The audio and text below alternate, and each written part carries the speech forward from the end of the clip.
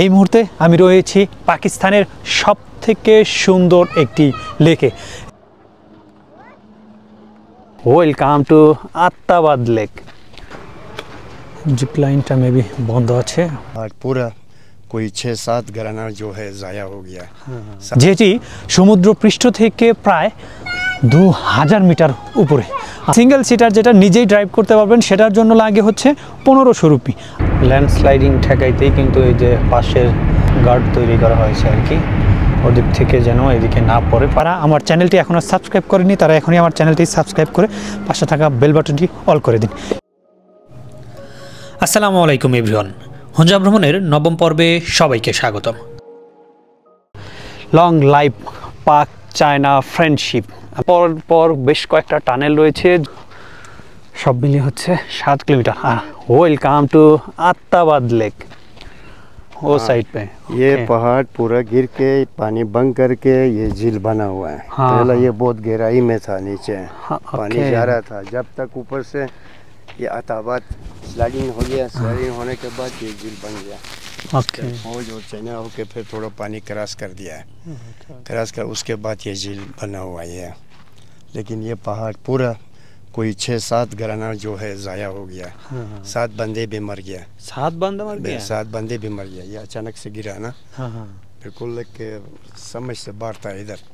ये फिर बाद में ये टनल भी बनाया हुआ चाइना वालों ने। ओरिजिनल के जो है नीचे पानी में है। इधर से रोड जो ये रोड नीचे जा रहा था, नीचे हाँ वो इधर से जा रहा था। वो जब ये पहाड़ गिरने के बाद ये गाँव गिर गया। আপনাদেরকে একটা গুরুত্বপূর্ণ তথ্য দিয়ে রাখি, রাস্তা কিন্তু এটা ছিল না, এটা হচ্ছে পরবর্তীতে টানেলের জন্য এই রোড এটা তৈরি করা হয়েছে। রোড ছিল নিচে, নিচে এই পানির নিচে হচ্ছে এই রোডটা ছিল চাইনা বর্ডারে যাওয়ার জন্য। আর সেটা অলরেডি ঝিলের কারণে আত্তাবাদ যে লেকের একটা অংশ রয়েছে সে কারণে কিন্তু বন্ধ রয়েছে। আর আমরা এখন এখানে একটু দাঁড়িয়েছি, আমাকে সেটা দেখাচ্ছে। আমি এখন এখান থেকে আবার চলে যাব।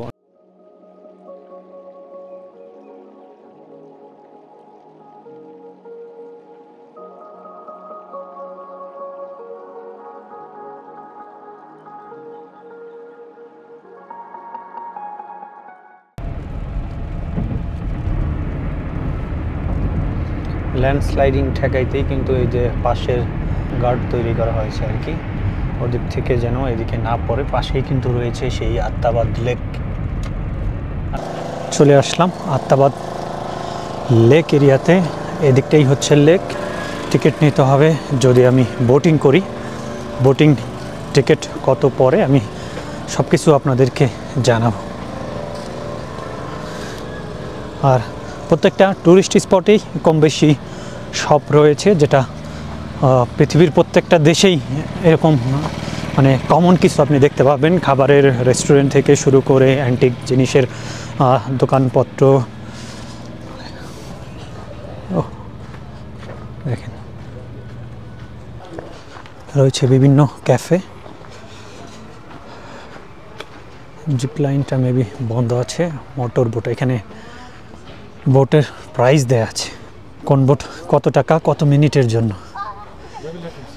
Jet ski Pakistani 1 seater 5 minutes for 1500। My god. Jet ski Pakistani double 5 minute 2000। Motor boat 4 person 20 minutes 3000।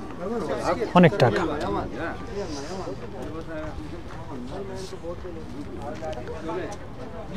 Welcome to Attabad lake.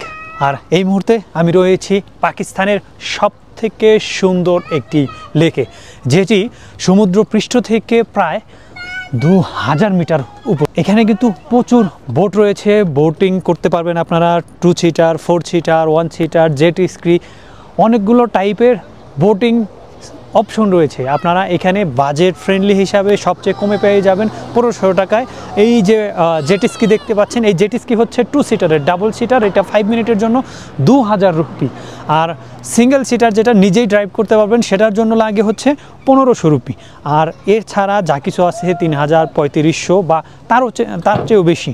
এর জন্য আমি যেহেতু সিঙ্গেল আছি আর সারাদিনে অনেক বেশি খরচ হয়ে গেছে, গাড়ি ভাড়া, খানা পিনা, আদার সব কিছু মিলে, এজন্য হচ্ছে আমি আজকে বোটে যাচ্ছি না। তবে আপনারা চাইলে এরকম বড় বড় বোটগুলোতে ভ্রমণ করতে পারেন। এছাড়া এদিকে কিন্তু আপনারা হোটেলেও থাকতে পারেন, হোস্টেলও নিতে পারেন।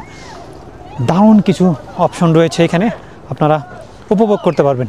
এখানে আসুন, ঘুরে দেখুন, আর ঘুরে দেখুন পাকিস্তানের সবথেকে সুন্দর এবং সবথেকে আধুনিক একটি লেক, যেখানে আপনারা সকল ধরনের সুযোগ সুবিধাই পেয়ে যাবেন। আর ওইদিকে দেখেন জেট স্কি, যিনি জেট স্কি চালাচ্ছে উনি অনেক বেশি এক্সপার্ট। যদিও এটা খুব বেশি কঠিন কিছু না, তবে আপনি চাইলে কিন্তু এখানে জেট স্কি করতেই পারেন।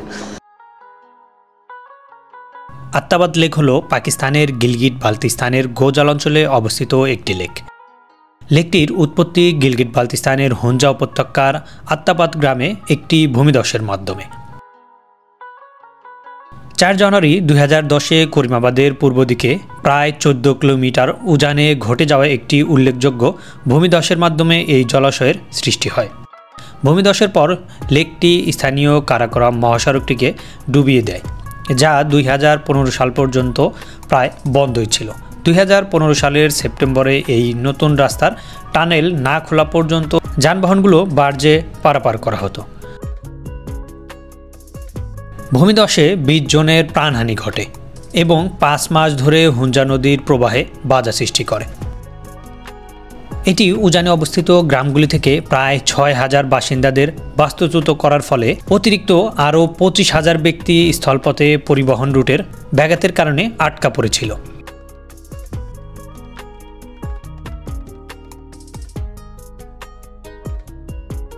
আত্তাবাদ লেকটি কারাকোরাম হাইওয়ের প্রায় 19 কিলোমিটার পরিমাপের একটি উল্লেখযোগ্য প্রসারণকে প্লাবিত করেছে, যা এই অঞ্চলের একটি গুরুত্বপূর্ণ পরিবহন ধমনী। লেকটির দৈর্ঘ্য 21 কিলোমিটার এবং গভীরতা প্রায় 100 মিটার বা 330 ফুট।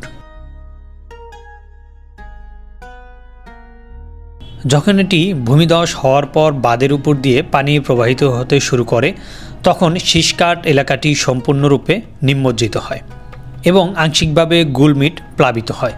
গোজালের মহকুমায় সবচেয়ে বেশি সংখ্যক প্লাবিত হয় ভবন। 170টিরও বেশি বাড়ি এবং 120টিরও দোকান তখন প্লাবিত হয়।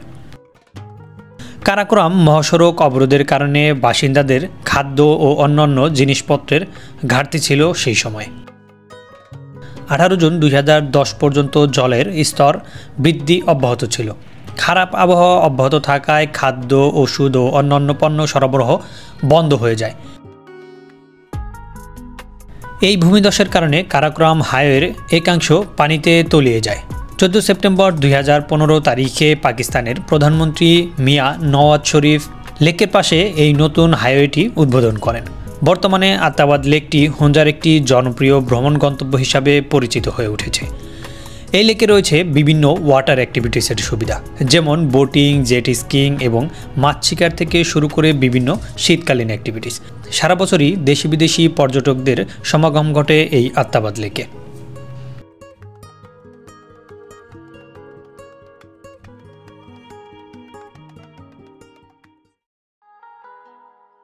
হুঞ্জা ভ্রমণের 9ম পর্ব এখানেই শেষ করছি। ভিডিওটি ভালো লেগে থাকলে অবশ্যই একটি লাইক করে দেবেন, কোনো প্রশ্ন থাকলে কমেন্ট করে যাবেন।